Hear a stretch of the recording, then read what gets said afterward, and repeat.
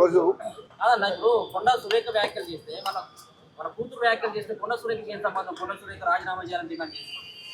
అంటే కొండ సురేఖ బిడ్డనే కొండ సుస్మిత. కొండ సుస్మిత ఎవరు అంటే కొండ సురేఖ కొండ మురళి బిడ్డనే బిడ్డ కాబట్టే ఇయల్లో క్యాబినెట్ మంత్రిగా ఉండి మా ముఖ్యమంత్రి క్యాబినెట్లో ఉండి ఒక మంత్రి బిడ్డ మాట్లాడుతుందంటే మంత్రి పర్మిషన్ లేకుండా కొండ మురళి పర్మిషన్ లేకుండా మాట్లాడతారా? అది చెప్పండి ఫస్ట్. ఎందుకంటే నువ్వు గిట్లనే మొదటిసారి కూడా మా ముఖ్యమంత్రి గారిని విమర్శించావు, పార్టీని విమర్శించింది కొండ సురేఖ గారు. అంతకుముందు కూడా వాళ్ళ బిడ్డ విమర్శించేది. అయితే రెండోసారి కూడా ఎన్నో విమర్శలు వచ్చాయి, పార్టీని బదనాం చేసే కార్యక్రమాలు చేసేది కొండ సురేఖ గారు. మొదటిసారి క్షమించాడు మా పిసిసి అధ్యక్షుడు, మా ముఖ్యమంత్రి గారు, మా హైకమాండ్ కూడా మొదటిసారి క్షమించాది, రెండోసారి క్షమించాది, ఇది మూడోసారి.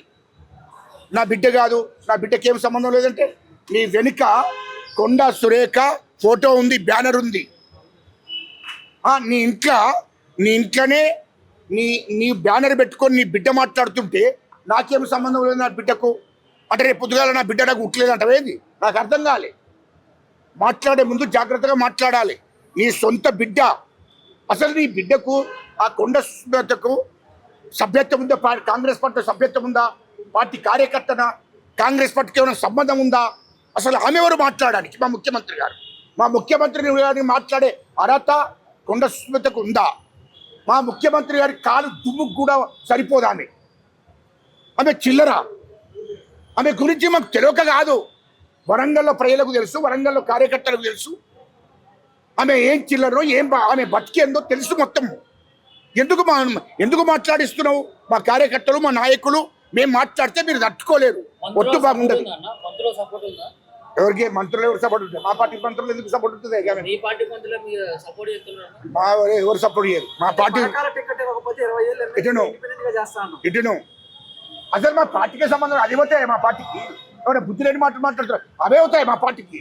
అది మా పార్టీకి సంబంధం లేదు. సుస్మిత ఆమె బిడ్డ అనేది మా పార్టీకి సంబంధం లేదు. మా పార్టీ సభ్యత్వం దానికి ఎందుకు ఇస్తామే? మేము టికెట్ మేము ఎందుకు ఇస్తాం? వాళ్ళ అమ్మ నాన్న ఎక్కడ కాంగ్రెస్ పార్టీకి? ఇంకోటి, కొండ సురేఖ అనట ఆమె రోషయ్య గారు ముఖ్యమంత్రి ఉన్నప్పుడు ఉమ్మడి రాష్ట్రంలో మా కాంగ్రెస్ పార్టీ రోషయ్య గారు ముఖ్యమంత్రి ఉన్నప్పుడే మంత్రి పదవి అది పార్టీకి రాజీనామా చేసి బయటికి వెళ్ళిపోయి వైఎస్ఆర్ పార్టీలో ఉన్నది.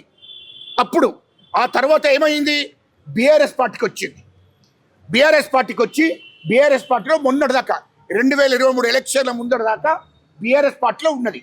బీఆర్ఎస్ పార్టీలో ఉండి బీఆర్ఎస్ పార్టీ ఓడిపోతుందని తెలవగానే వెంటనే కాంగ్రెస్ పార్టీలోకి వచ్చింది. కాంగ్రెస్ పార్టీలోకి వచ్చిన తర్వాత ఆమెకు టికెట్ ఇవ్వడం జరిగింది. కాంగ్రెస్ పార్టీ కోసం ఆమె కష్టపడలేదు. కాంగ్రెస్ పార్టీ కోసం ఆమె చెమట అర్చలేదు. కాంగ్రెస్ పార్టీకి ఆమెకు అప్పుడు 2023 దాకా ఆమెకు సంబంధమే లేదు. 2023లో కాంగ్రెస్ పార్టీకి వచ్చినాక ఆమెను గౌరవించేది పార్టీ, గౌరవించి టికెట్ ఇచ్చేది. టికెట్లో గెలిచినాక ఏదో మహిళ కదా, ఒక బీసీ బిడ్డ కదా, మహిళ కదా అని చెప్పి మంత్రి పదవి ఇచ్చేది. కాంగ్రెస్ పార్టీ కోసం కష్టపడకుండా మంత్రి పదవి ఇచ్చేది. నువ్వు మా ముఖ్యమంత్రి గారి క్యాబినెట్లో ఉండి మా ముఖ్యమంత్రి గారిని విమర్శిస్తున్నావు, నీవు నీ బిడ్డ. ఇదేం పద్ధతి? అది అర్థం కాలే. అందుకోసం ఆమె బిడ్డనే కదా, ఆమె బిడ్డనే. అందుకోసం నేను మరో భాష మాట్లాడకుండా ఆమె క్షమాపణ కాదు, క్షమాపణ ఆపిన. ఇప్పుడు మొదటిసారి విమర్శించారు పార్టీ, మా పిసిసి అధ్యక్షుడు, మా ముఖ్యమంత్రి గారు, మా హైకమాండ్ క్షమించాలి. రెండోసారి కూడా అనేక పార్టీకి నష్టం చేసే కార్యక్రమం కూడా మాట్లాడాలి, అప్పుడు కూడా క్షమించారు. ఈ మూడోసారి వెంటనే మా హైకమాండ్కి చెప్తున్నాము, మా హైకమాండ్కి విజ్ఞప్తి చేస్తున్నా, మా పిసిసి అధ్యక్షుడికి, మా ముఖ్యమంత్రి గారికి విజ్ఞప్తి చేస్తున్నా. వెంటనే కొండ సురేఖను మంత్రి పదవి నుంచి తొలగించండి, ఆమెను బర్తరఫ్ చేయండి. పార్టీ నుండి క్రమశిక్షణ కమిటీ చైర్మన్గా మా మల్లు రవి గారికి విజ్ఞప్తి చేస్తున్నా. వెంటనే పార్టీ నుండి కొండ సురేఖను సస్పెండ్ చేయమని ఈ సందర్భంగా నేను కోరుతున్నాను.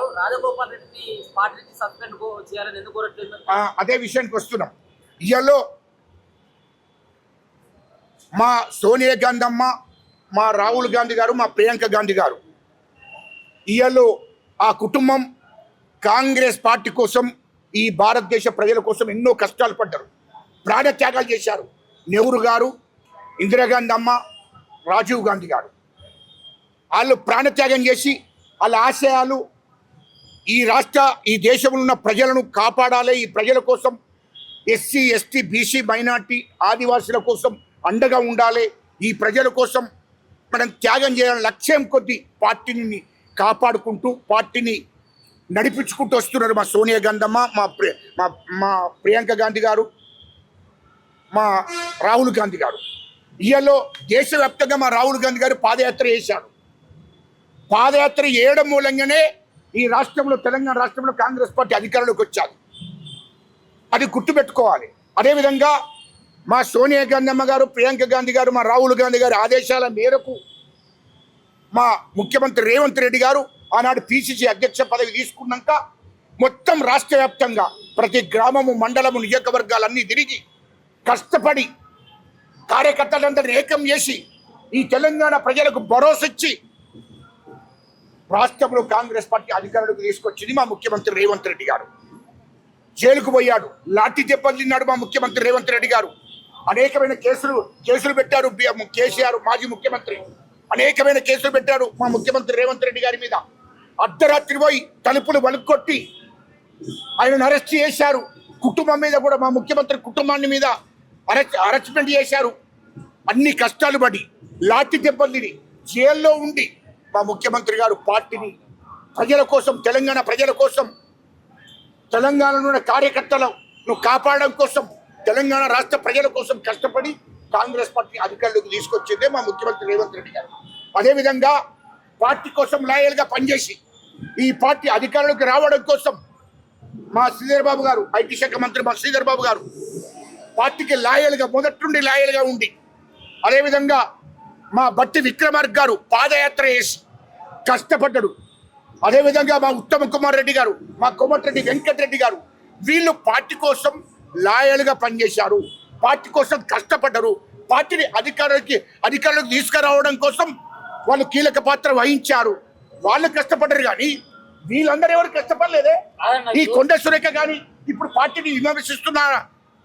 మా పార్టీని విమర్శిస్తున్న వాళ్ళు ఎవరు కూడా ఈ పార్టీ కోసం కష్టపడలే, ఈ పార్టీని అధికారాలకి రావడం కోసం కష్టపడలేదు. రాజగోపాల్ రెడ్డి అన్నప్పుడు అది గుర్తుపెట్టుకోండి. ఎందుకు పెట్టలేదు? అదే చెప్తున్నాం. ఎవరైనా రాజగోపాల్ రెడ్డి గారైనా ఇంకోరైనా వాళ్ళు పార్టీ కోసం కష్టపడి పార్టీని అధికారంలోకి తీసుకొచ్చింది కాదు. పార్టీ కోసం కష్టపడ్డది మా ముఖ్యమంత్రి రేవంత్ రెడ్డి గారు, మా ఐటీ శాఖ మంత్రి శ్రీధర్ బాబు గారు, మా బట్టి విక్రమార్క గారు, మా ఉత్తమ్ కుమార్ రెడ్డి గారు, మా కోమటిరెడ్డి వెంకటరెడ్డి గారు పార్టీ కోసం కష్టపడి అధికారంలోకి తీసుకొచ్చారు.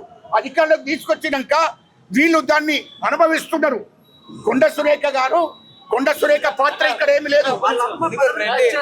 రెడ్డి కులస్తులు అని చెప్పి ఎందుకు ఇంత వివక్ష చూపిస్తున్నారు? ఇప్పుడు ఒక బీసీ అని చెప్పి ఇలాంటి ప్రెస్ మీట్లు పెట్టారు, ఒక రెడ్డి మాట్లాడినప్పుడు ఎందుకు పెట్టలేదు? మరి బీసీ సంఘాలు కానీ ఒక మద్దతు ఇచ్చేటటువంటి ఎవరైతే కార్యకర్తలు వాళ్ళు ఎందుకు సైలెంట్ ఉంటారు? ఇవన్నీ కూడా ఒకటి గుర్తుపెట్టుకోండి. ఆమె కాంగ్రెస్ పార్టీ ఇదేనండి. కాంగ్రెస్ పార్టీ అధికారంలో కాంగ్రెస్ పార్టీని విమర్శిస్తే, మా హైకమాండ్ని విమర్శిస్తే, మా ముఖ్యమంత్రి గారిని విమర్శిస్తే మేము ఊరుకుంటే ప్రసక్తే లేదు. ఆమెకు మంత్రి పదవి నుంచి మొదలు బర్తిరాప్ చేయాలి, మంత్రి పదవి తొలగించాలి. ఆ మంత్రి పదవిని ఎంతో మంది బీసీ బిడ్డలు ఉన్నారు ఇక్కడ, ఎంతో మంది బీసీ బిడ్డలు. మా ఆది శ్రీనివాస్ అని ఉన్నాడు, మా షాదునగర్ శంకర్ అన్న ఉన్నాడు, ఎంతో మంది. మా పిసిసి అధ్యక్షుడు మహేష్ కుమార్ గౌడ్ 30 ఏళ్ళ నుంచి పార్టీ కోసం నిరంతరం కష్టపడుతున్నాడు, అయినా ఉన్నాడు. వెంటనే బీసీ బిడ్డలకు ఇస్తారు మంత్రి పదవి వేరే వాళ్ళకి ఇచ్చే పరిస్థితి కాదు నేను అనేది. ఆమెను వెంటనే మంత్రి పదవి నుంచి తొలగించి వెంటనే ఆమెను పార్టీ నుంచి సస్పెండ్ చేయాలని హైకమాండ్ కోరుతున్నా, మా ముఖ్యమంత్రి గారిని పిసిసి అధ్యక్షుడు కోరుతున్నాను. వెంటనే ఏం పీకలేరు, ఇవ్వలేం పీకేది ఏం లేదు ఇక్కడ. పార్టీ కోసం పార్టీని అధికారులు తీసుకొచ్చిన వాళ్ళు మా ముఖ్యమంత్రి గారు అధికారులకు తీసుకొచ్చాడు, మా మంత్రులు అధికారులకు తీసుకొచ్చారు. కాబట్టి ఆమె కానీ పార్టీని ఎవరేం చేయలేరు. ఇయల్లో తెలంగాణ రాష్ట్ర వ్యాప్తంగా కార్యకర్తలు అగ్గైమంటున్నారు. ఎందుకంటే కాంగ్రెస్ పార్టీని ఆమె మళ్ళీ ఇంకోటి కాంగ్రెస్ పార్టీని బదనాం చేస్తున్నది, మా ప్రభుత్వాన్ని బదనాం చేస్తున్నది, మా ముఖ్యమంత్రి గారిని బదనాం చేస్తుంది. కాబట్టి వెంటనే ఆమెను పార్టీ నుంచి తొలగించాలి, ఆమె మంత్రి పదవి నుంచి తొలగించాలి. ఎందుకు అంటే ఇయల్లో హరీష్ రావు గారితో కొండ మురళి, కొండ సురేఖ, హరీష్ రావు గారితో ఒప్పందాలు. ఎందుకంటే బిడ్డకు, మొగనికి, ఈమెకు ముగ్గురికి టికెట్ ఇస్తామని హరీష్ రావుతో మతనాలు జరిపి హరీష్ రావుతో అన్ని ఒప్పందాలు చేసుకొని ఇయర్లో కేటీఆర్ తోని హరీష్ రావుతో మాట్లాడుకున్న తర్వాత మా ముఖ్యమంత్రి గారిని ఈ విధంగా విమర్శలు చేస్తున్నారు. నీకు దమ్ముంటే ఆ విమర్శలు చేసే ముందు మంత్రి పదవికి రాజీనామా చేయి, బయటికి వెళ్ళిపో, పో బీఆర్ఎస్కి పో, మీ హరీష్ రావు దగ్గరికి కేటీఆర్ దగ్గరికి మా ముఖ్యమంత్రిని విమర్శించే హక్కు నీకు ఎక్కడిది అని చెప్తున్నాము. ఇంకోసారి పార్టీలో ఎవరైనా పార్టీ గీత దాటినా, మా హైకమాండ్ను విమర్శించినా, పార్టీని విమర్శించినా, ప్రభుత్వాన్ని విమర్శించినా ఊరుకునే ప్రసక్తే లేదు. తెలంగాణలో ఉన్నటువంటి కాంగ్రెస్ కార్యకర్తలే దాడికి పూనుకుంటారని చెప్తున్నాడు. జాగ్రత్త.